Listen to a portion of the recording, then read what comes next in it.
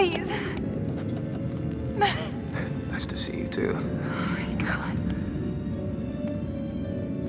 Oh my God. Are you okay? Define okay.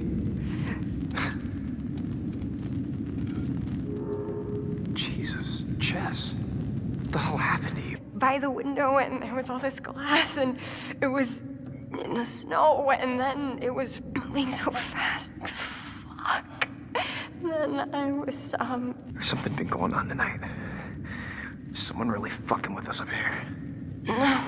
What? It's not someone, it's something. Jess, you had a pretty rough night. It's pretty confusing. No. I'm telling you. It's okay. I didn't mean to scare you. No, God. Can you move? Yeah.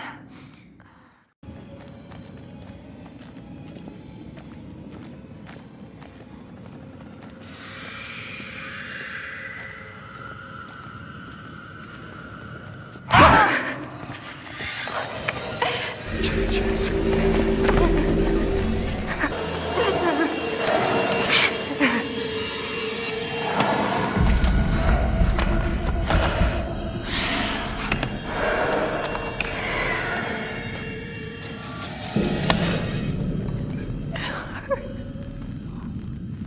Jeez. Does this hurt? No.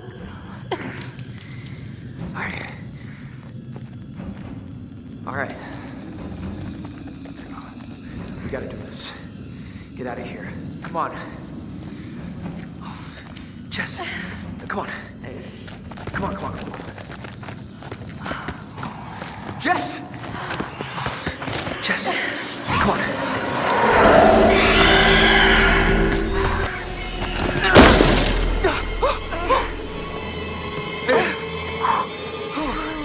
Come on.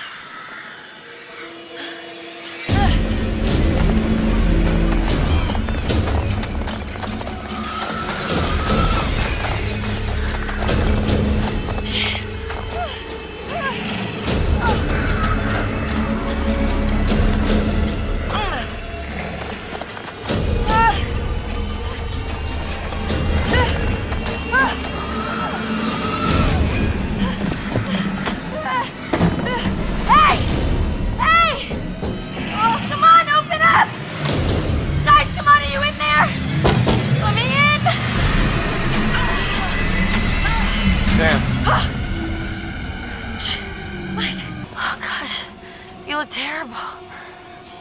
It'll look worse if we stay out here. Come on.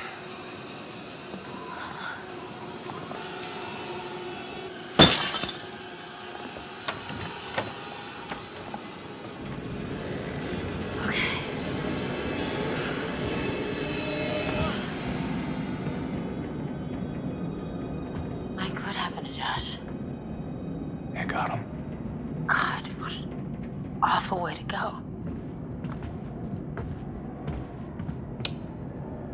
Not good. What do you think we should do? We should check the basement. Might be someone left down there.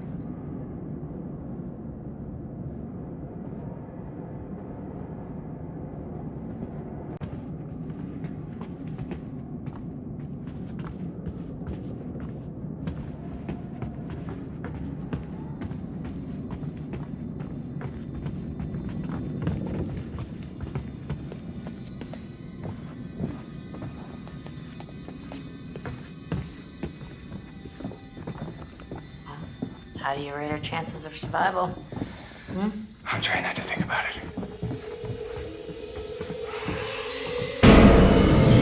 Oh my God! Oh shit!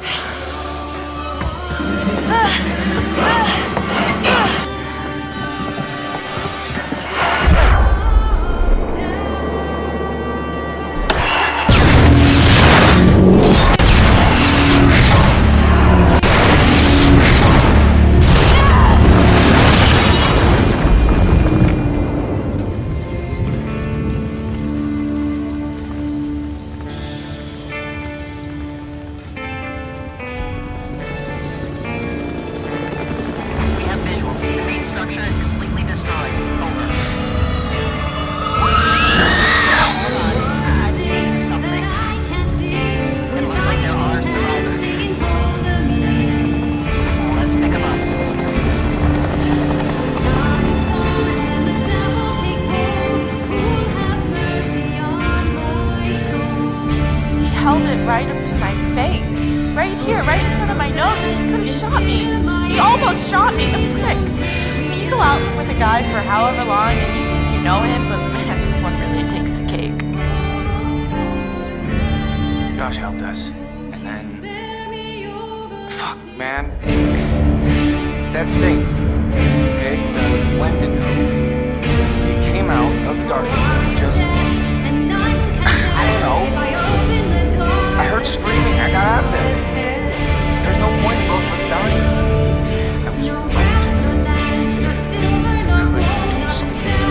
I was right. I tried to do something. I think it was up against the wall.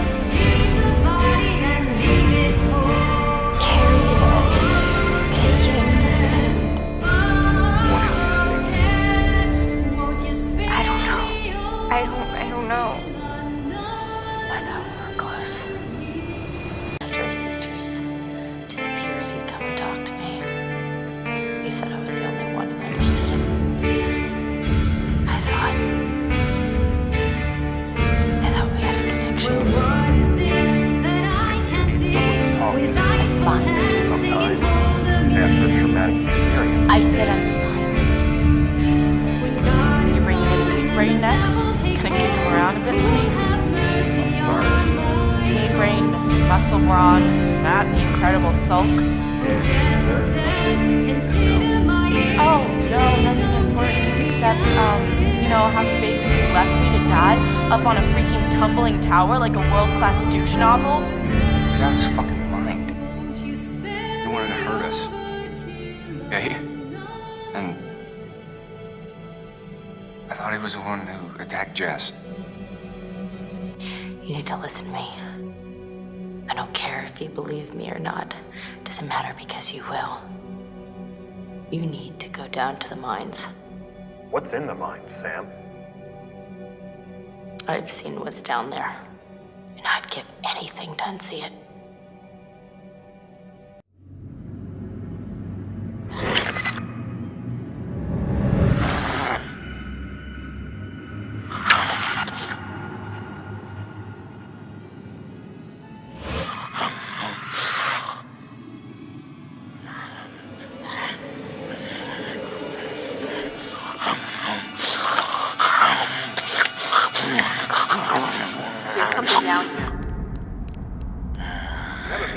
Survivor.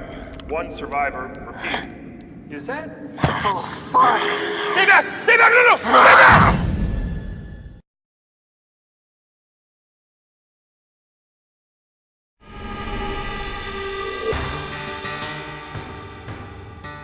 America's North Woods border region. Within this land of 10,000 lakes and miles of dense timber, a hideous creature is believed to lurk. The North Woods is probably one of the last frontiers in America. There's still a lot of places in this area that hasn't been set foot by man. Monsters and mysteries exist here because it is remote. Up in the North Woods, winters are long. In times of biting cold and isolation, a devouring monster is believed to come forth. It's terrorized native people for generations. Growing up, I was told, don't go outside, the Wendigo will get you.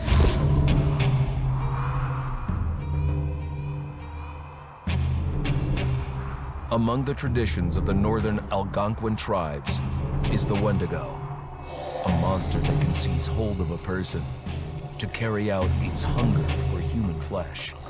Many Native Americans fear even talking about this Wendigo, and even the mention of the name will let the Wendigo find out where you are, and it will open you up to be possessed by this Wendigo. The most famous case of a Wendigo possession took place in 1879 in the deep woods outside of Edmonton, Alberta. Swift Runner, a Cree Indian, was a trapper and a guide. He had left town the previous autumn with his wife, 6 children, and his mother. But when Swift Runner returned in spring, he was alone. Swift Runner came into a nearby village telling this heartbreaking tale. I had to watch them starve to death. Of his family being killed by starvation, and that he was the only survivor. My whole family gone. It wasn't hard to understand a family falling victim to a brutal winter. To even not. Yet something was suspicious about Swift Runner. He was a a strapping man, and he came into town weighing over 200 pounds. It didn't look like somebody who had just weathered a terrible winter. He wasn't malnourished, didn't look like he was starving. He looked healthier than ever.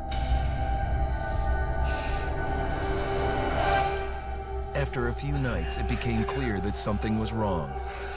He started having night terrors, screaming in his sleep. I am the Wendigo! Villagers alerted the police. Swift Runner actually guided them back to his winter cabin. When they got there, that's when they saw the true horror.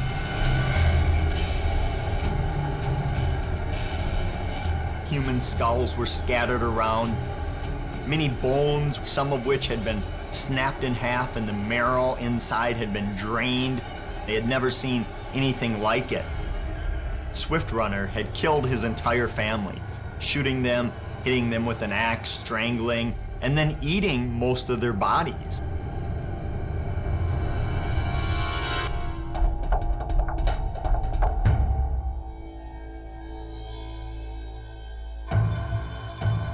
Right up until the moment the noose was on his neck, Swift Runner swore the evil spirit of the Wendigo had possessed him and twisted him into a cannibal killer. When he was on the gallows, Swift Runner himself said, "I am no longer a man."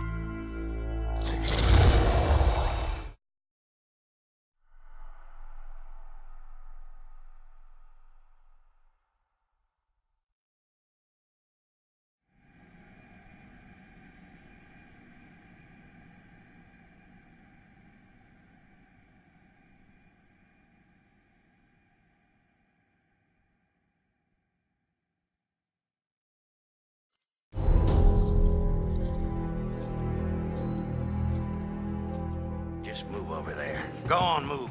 Let me say what I came to say. I'm here to tell you what you're up against being back on this mountain. You should never have returned. I don't know why you did after what happened last year. You mean with Hannah and Beth? Yeah, how could you know without being involved? I don't take kindly to you kids coming up here to my mountain. Your mountain. The mountain don't belong to me, it's true. But it don't belong to the Washingtons. This mountain belongs to the Wendigo. Hi, this is Lee Robinson, production designer at Supermassive Games. Understanding the ancient myths of the Wendigo was key for their development that helped the visual look. Through sketches and concepts, these elements were visualized, such as eyes being milky, almost dead, with loss of lips and eyelids due to frostbite, fangs growing and arms and legs getting longer, with skin hardening and thickening to look snarling and menacing, yet withered and lean. The hell was that? Another fucking piece of... Fingers and toenails extending like claws, allowing them to climb effortlessly. We made them look gaunt and weathered, and having ragged remains of clothes they wore. Blood-stained and rotten, with patches of hair still remaining, they retained strong skeletal limbs, which enable them to be agile and quick through the environment. Where are you? My name is Jamie Gallipo, animation director at Supermassive.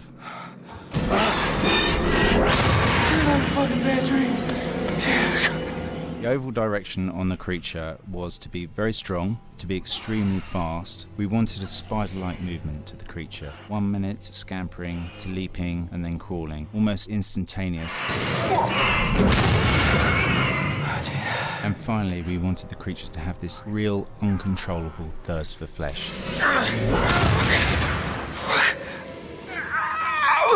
From a sound design perspective, the Wendigo was a real challenge. For the main vocalizations of the Wendigo, we used our own vocalizations, various different animals from the exotic to the farmyard, various plugins and processes to gel these sounds together and keep a human resonance behind that voice, telling the backstory of the Wendigo.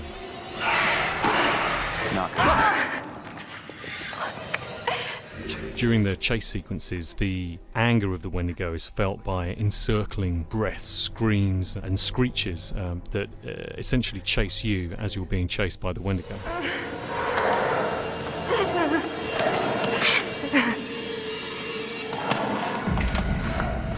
We would would layer them up in a multitude of layers, sometimes 15, 20 sounds playing at the same time, to build up the vocalizations for this fearsome creature which is always in attack mode, hyperactive, and chasing you throughout the game.